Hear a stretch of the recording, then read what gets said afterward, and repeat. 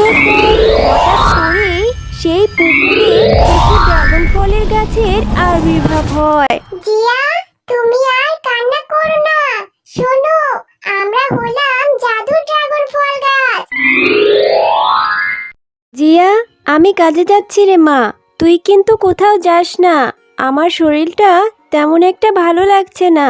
বাড়িতে যে কাজগুলো আছে তুই কাজগুলো করে রাখিস রে মা। আচ্ছা ঠিক আছে মা, তুমি কোনো চিন্তা করো না। আর তুমি তো অসুস্থ, ডাক্তার আঙ্কেল তো তোমাকে বলেছে বাড়িতে থেকে রেস্ট করতে। তাহলে তুমি কাজে কেন যাচ্ছ? আমি কাজে না গেলে সংসারটা কি করে চলবে রে মা? আর এখন শরীরটা একটু ভালো আছে আগের তুলনায়। তুই কোনো চিন্তা করিস না রে মা, আমার কিচ্ছু হবে না। তুই সব কাজগুলো করে রাখিস। আচ্ছা মা, তাহলে তুমি আমাকে তোমার সঙ্গে করে নিয়ে যাও। বাঘিনী ম্যামের বাড়িতে যে কাজগুলো আছে আমি সেই কাজগুলো করে দিব। তাহলে তোমার আর কষ্ট করে কাজ করতে হবে না। পাগলি মেয়ে আমার, আমার কিচ্ছু হবে না। তুই কি অত ভারী ভারী কাজ করতে পারিস? তোরও তো চিন্তা করতে হবে না রে মা। তুই বাড়ির কাজগুলো করে রাখিস আর সাবধানে থাকিস। এখন আমি আসি। আচ্ছা মা, ঠিক আছে, তাহলে তুমি এখন যাও। আর তুমিও নিজের খেয়াল রেখো, সাবধানে থেকো। আরে ঝুমা, এখন কয়টা বাজে? এভাবে কাজ করলে কিভাবে হবে বল তো? মাইনে তো আর কম নিস না, মাস শেষে তো পুরো টাকাটাই নিয়ে নিস, কিন্তু কাজের বেলা প্রত্যেক দিন এত লেট করে আসলে হবে? বাঘিনী ম্যাম, আমার শরীরটা তেমন একটা ভালো নয়। আমি তো অসুস্থ, এই জন্য কাজে আসতে একটু লেট হয়ে গেল। আর আসার সময় পথে একটু জিরিয়ে নিয়েছিলাম। আসলে অতটা হাঁটতে পারি না অসুস্থতার কারণে। আপনি চিন্তা করবেন না বাঘিনী ম্যাম, আমি আপনার সব কাজ এক্ষুনি করে দিব। শরীর খারাপ বলে আর কত বাহানা দিবি রে ঝুমা? এইভাবে চলতে থাকলে আমি তোকে কাজে রাখতে পারবো না। আর এইভাবে চললে মাস শেষে মাইনে থেকে আমি তোর টাকা কেটে নিব। এখন যা তো, তাড়াতাড়ি সব কাজগুলো শেষ করে নে। না না বাঘিনী ম্যাম, এমনটা করবেন না। এ মাসে অসুস্থতার কারণে অনেক টাকা চলে গেছে। আর আপনি যদি মাইনে থেকে টাকা কাটেন তাহলে মেয়েটাকে নিয়ে না খেয়ে থাকতে হবে। এরপর অসুস্থ ঝুমা শিয়ালিনী যখন বাঘিনীর বাসায় কাজ করছিল তখন সে হঠাৎ করেই মাথা ঘুরে পড়ে যায়। আরে আরে, এই অসুস্থ ঝুমা শিয়ালিনী দেখছি মাথা ঘুরে অজ্ঞান হয়ে পড়ে আছে। একে যে করেই হোক হাসপাতালে নিতে হবে। একে ডাক্তার দেখিয়ে সুস্থ না করলে আমি বিপদে পড়ে যাব। ডাক্তার আঙ্কেল, আমার মায়ের কি হয়েছে? আমার মা এভাবে অসুস্থ হয়ে পড়ে আছে কেন? আমার মায়ের কি হয়েছে? আমার মাকে সুস্থ করে দিন। জিয়া, তোমার মায়ের শরীর অসুস্থ হয়েছে কারণ তোমার মায়ের শরীরে রক্তশূন্যতা দেখা দিয়েছে। তোমাকে তো আগেই বলেছিলাম তোমার মাকে রেস্টে রাখতে, ভালো ভালো খাবার খেতে হবে। তোমার মায়ের রক্ত একেবারে শুকিয়ে গেছে, তাই শরীর দুর্বলতার কারণে অজ্ঞান হয়ে পড়ে গেছে। ডাক্তার আঙ্কেল, তাহলে কি করলে আমার মা সুস্থ হবে আমাকে বলুন, আমি তাই করব।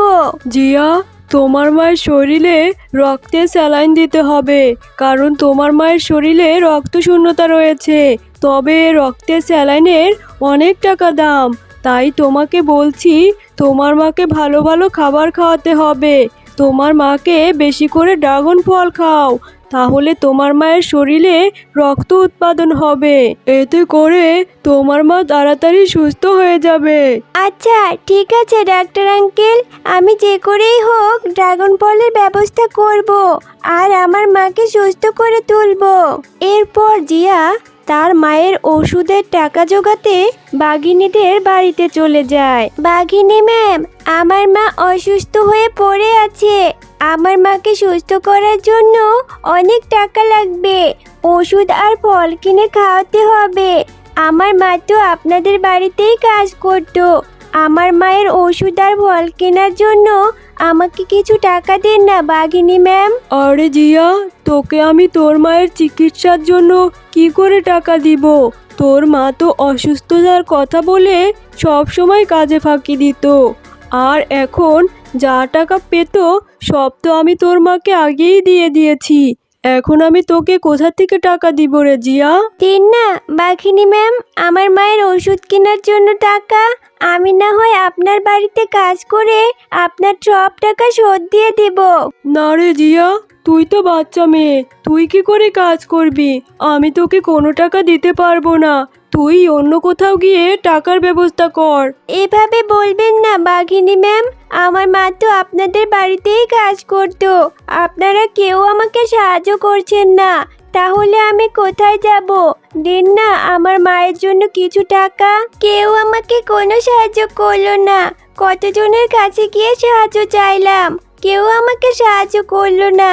এখন আমি কোথায় পাবো আমার মায়ের জন্য ওষুধ আর ফল কেনার জন্য টাকা? আমার মা ড্রাগন ফল খেতে পারলে সুস্থ হয়ে যেত।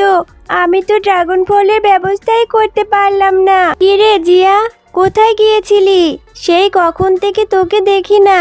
সেই সকালে বেরিয়েছিস না খেয়ে। কোথায় গিয়েছিলি রে জিয়া?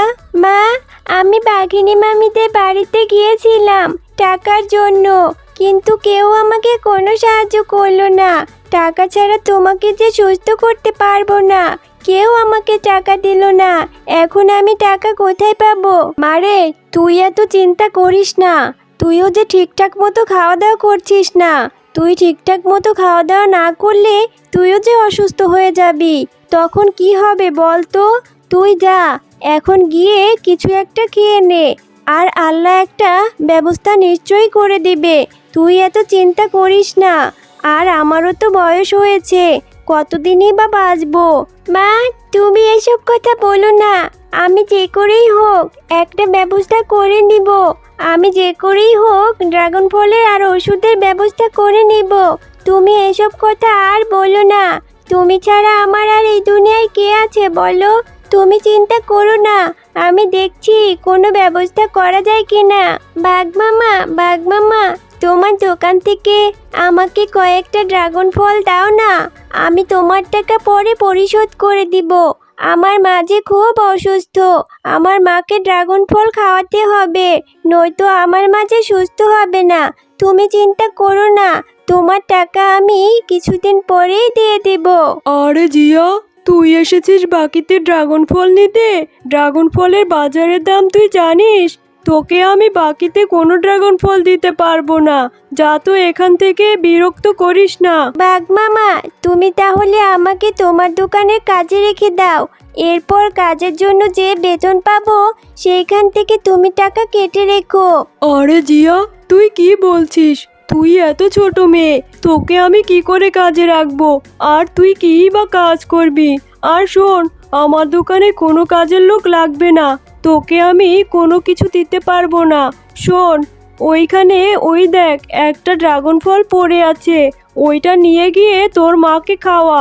আমাকে অযথা আর বিরক্ত করিস না তো। এখান থেকে যা এখন। আচ্ছা ঠিক আছে বাঘ মামা, ঠিক আছে। আমি তাহলে ওই নিচে পড়ে থাকা ড্রাগন ফলটা নিয়েই আমার মাকে খেতে দেই। আমার মা ড্রাগন ফল খেলে যদি সুস্থ হয়ে যায়। মা, এই দেখো, আমি তোমার জন্য ড্রাগন ফল নিয়ে এসেছি। এই ড্রাগন ফলটি খেলে তুমি সুস্থ হয়ে যাবে। নাও মা, তাড়াতাড়ি তুমি এই ড্রাগন ফলটি খেয়ে নাও। মা জিয়া, তুই এটা কি ড্রাগন ফল নিয়ে এসেছিস? এটা থেকে তো গন্ধ বেরোচ্ছে। এটা তো পচা ড্রাগন, এটা তো খাওয়া যাবে না মা। তুই বরং এটা নিয়ে ফেলে দে। এই ড্রাগন ফলটা খেলে আরো শরীর খারাপ করবে। মা, আমি বাঘ মামার কাছে বাকিতে ড্রাগন ফল কিনতে গিয়েছিলাম, আমাকে কোনো ড্রাগন ফল দিল না। আবার আমি কাজ চাইলাম, আমাকে তাও দিল না। এরপর বাঘ মামা আমাকে বলল মাটিতে পড়ে থাকা এই ড্রাগন ফলটি নিয়ে আসতে, এরপর তোমাকে দিতে। তাই তো আমি নিয়ে আসলাম ড্রাগন ফলটা। মারে, আমি যে এক হতভাগী মা। আমার জন্য আমার এই ছোট্ট মেয়েটা কত কষ্ট করছে, আর আমি কিছুই করতে পারছি না অসুস্থতার কারণে। শোন মা, এই ড্রাগন ফলটা তো খাওয়া যাবে না। এটা তো একদম পচে গেছে, আর এটা থেকে দুর্গন্ধও বের হচ্ছে। তুই বরং এই ড্রাগন ফলটি নিয়ে বাইরে গিয়ে ফেলে দিয়ে আয়। এরপর জিয়া বাইরে গিয়ে পুকুরে সেই ড্রাগন ফলটি ফেলে দেয়। একটা ড্রাগন ফল কত কষ্ট করে ব্যবস্থা করলাম, তাও আবার সেই ড্রাগন ফলটা পচা। এখন আমি আমার মাকে কি করে বাঁচাবো? হে আল্লাহ, তুমি আমাকে সাহায্য করো। এরপর হঠাৎ করেই সেই পুকুরে একটি ড্রাগন ফলের গাছের আবির্ভাব হয়। জিয়া, তুমি আর কান্না করো না। শোনো, আমরা হলাম জাদুর ড্রাগন ফল গাছ। তুমি এইখান থেকে তোমার মাকে ড্রাগন ফল নিয়ে খাওয়াতে পারবে। এইখান থেকে ড্রাগন ফল খাওয়ালে তোমার মা সুস্থ হয়ে যাবে। তুমি আর কোনো চিন্তা করো না। আর শোনো, তুমি আর তোমার মা এই গাছ থেকে ড্রাগন ফল বিক্রিও করতে পারবে। বিক্রি করে যে টাকা পাবে সেটা দিয়ে তুমি আর তোমার মা সুখে শান্তিতে জীবন পার করতে পারবে। আরে আরে, তাই তো দেখছি। কি আশ্চর্যের ব্যাপার! এই জাদুর ড্রাগন গাছ তো দেখি আবার কথাও বলছে। আর এই গাছে কত কত ড্রাগন ধরে আছে। এই গাছ থেকে আমার মাকে নিয়ে ড্রাগন খাওয়াবো, তাহলে আমার মা সুস্থ হয়ে যাবে। তোমাকে অনেক অনেক ধন্যবাদ জাদুর ড্রাগন গাছ। হ্যাঁ জিয়া, তুমি আর তোমার মা অনেক ভালো। আর তুমি তোমার মাকে অনেক ভালোবাসো। এই ভালোবাসা দেখে আমি মুগ্ধ হয়েছি। তাই উপহার স্বরূপ তোমাকে আমি এই জাদুর ড্রাগনগুলো দিচ্ছি। এরপর জিয়া সেই ড্রাগন গাছ থেকে ড্রাগন নিয়ে তার মাকে খাইয়ে তার মাকে সুস্থ করে তোলে। আর কিছু ড্রাগন নিয়ে সে বাজারে গিয়ে বিক্রি করে। এভাবে তাদের মা ও মেয়ের জীবন সুখে শান্তিতে পার হতে থাকে।